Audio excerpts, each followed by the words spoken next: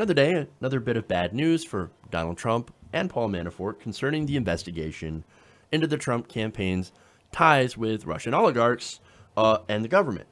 Now, according to the Daily Beast, not long after Mueller tapped Eric Schneiderman to find evidence that they can use to squeeze Paul Manafort into helping their investigation, while simultaneously cutting off Trump's ability to pardon his former campaign manager, Mueller strikes again.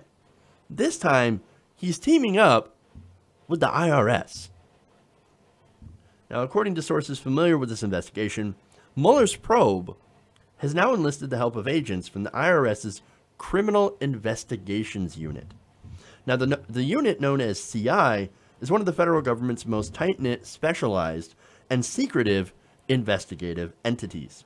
Now, what makes this very problematic for Mr. Trump and anyone is in orbit is what they specialize in. They're not looking into, whether or not Russia hacked the election, and blah, blah, blah. No. What they're looking into is financial crime.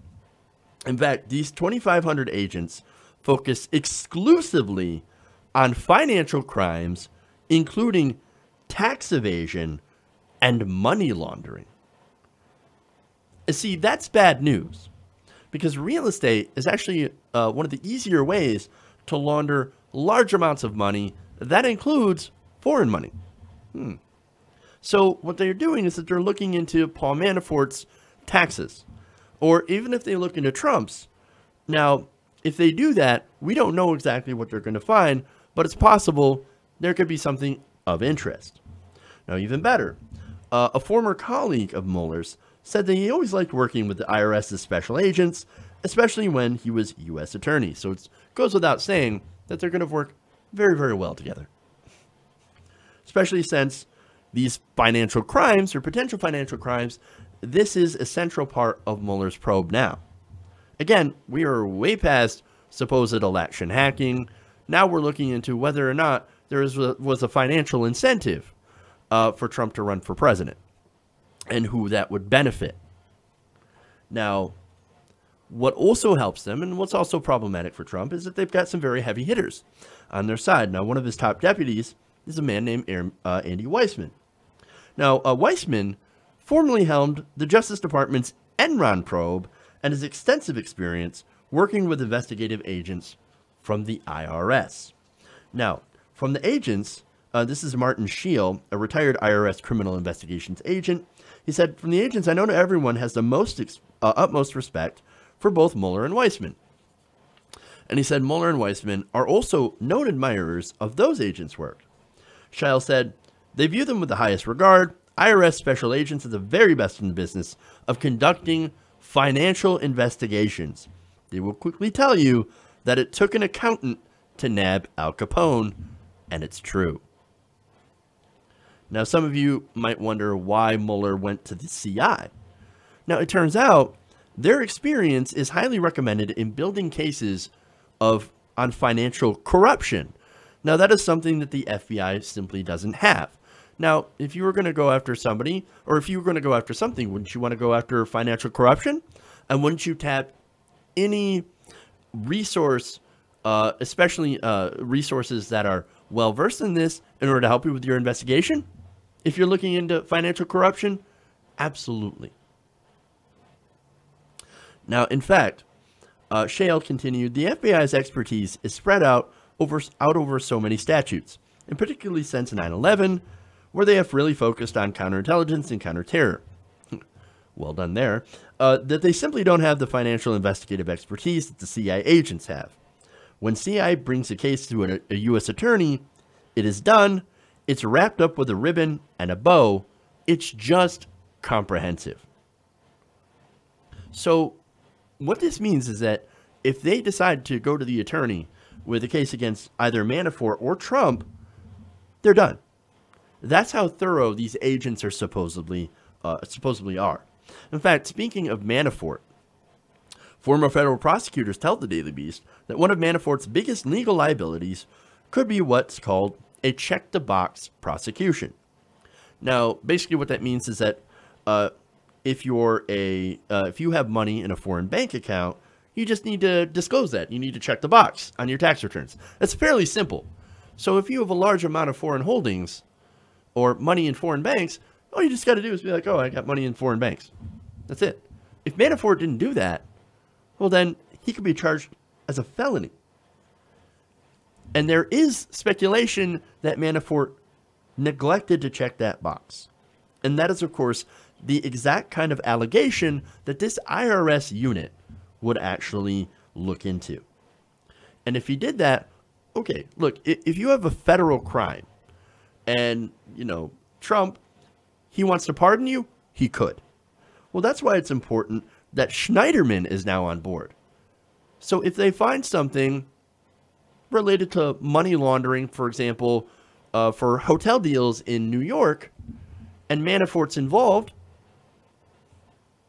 then Trump doesn't have the power to pardon him, because you can't pardon for state crimes, only for federal crimes. That puts the squeeze on Paul Manafort to go and tell, to make a deal. They go to the prosecutors. He goes to the prosecutors and talks about what he knows. He gets a special deal to avoid full prosecution. And if he knows anything, well, then Trump might be in a world of hurt. That's assuming Trump did anything wrong, which, again, they're still trying to find out, and they're still building a case. And again, that's why they're looking into foreign, or not foreign, but why they're looking into his financial records. Now, the other way that they could get Manafort is the fact that, look, these investigations, they cost money. They cost federal money, and not just for the investigators, but they cost money for the investigated, right? Now, the Daily Beast had previously reported that targets of Mueller's probe, including Paul Manafort, are now facing financial strain because of the probe, and that Manafort recently parted ways with the law firm Wilmer Hale, in part because of his financial troubles. So they're going to break him financially, and then offer a deal. Hey, you dish on Trump everything that you know, and we'll help you out. We'll get off your back. This is very bad for Trump, if there's something to hide. Now, there's one more piece of bad news here.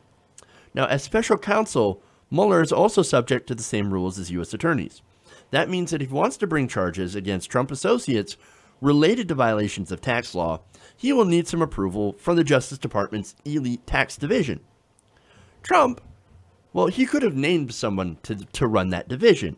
However, he has no pick. Now, this is a post that requires Senate confirmation. So at the moment, since he didn't pick anybody, career officials are still in charge.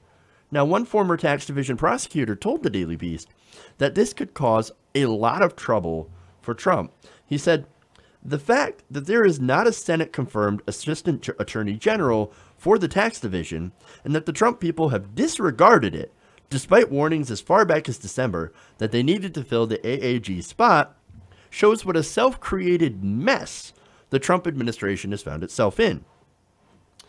He said, he also said, they have no one to keep Mueller and his Brooklyn team honest. They should be very concerned about that. I agree. They should be very, very concerned. Now, the prosecutor also said that it could have benefited Trump if he had an appointee in the division as these proceedings unfold, and that he has now missed that opportunity. He said, quote, they could have picked any two people in the world, and they picked nobody. Incompetence. Imagine that. In the Trump administration, no way. Yeah, of course they're incompetent. Look, and as a result of their incompetence, their situation with this investigation continues to get worse. Look, I told you. If you look into Trump's finances, you'll find something.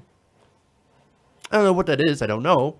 But whatever it is, it seems to be making him very, very nervous, right? Now, it could be just the simple fact that he's not as rich as he claims he is. Now, we know from Tony Schwartz, that's his former ghostwriter, that he's very, very afraid of people finding that out. And, okay, hey, that's not exactly illegal. I don't understand why you would go to such lengths in order to hide something so simple. But, okay, maybe you would if you were a very, very thin-skinned person, which Trump seems to be. Or there could also be evidence of a deal between him and Russian oligarchs. their government, and Trump's businesses. Who knows? That's what we're looking into. That's what we're going to try to find out. Okay. And there's the other option that both could be true. He's broke or going broke or doesn't have that much money. And so he's in a little bit of debt, makes a deal with certain people, shady figures connected to oligarchs and possible mob figures, or maybe the Russian government, tries to get some money from that. And then, oh, look, I owe them back in some way or the other. I don't know if that's the case, but it's possible. Now, the CIA, with the CIA now getting involved in this and looking into possible financial crimes and them squeezing Manafort, look, it's possible that at some point he's going to crack, assuming he knows anything. If he does, they're going to get to the bottom of it. And when they do, watch out.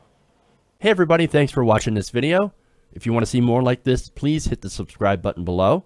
And if you want to support truly independent progressive media, please consider becoming a patron at patreon.com/TYTNation.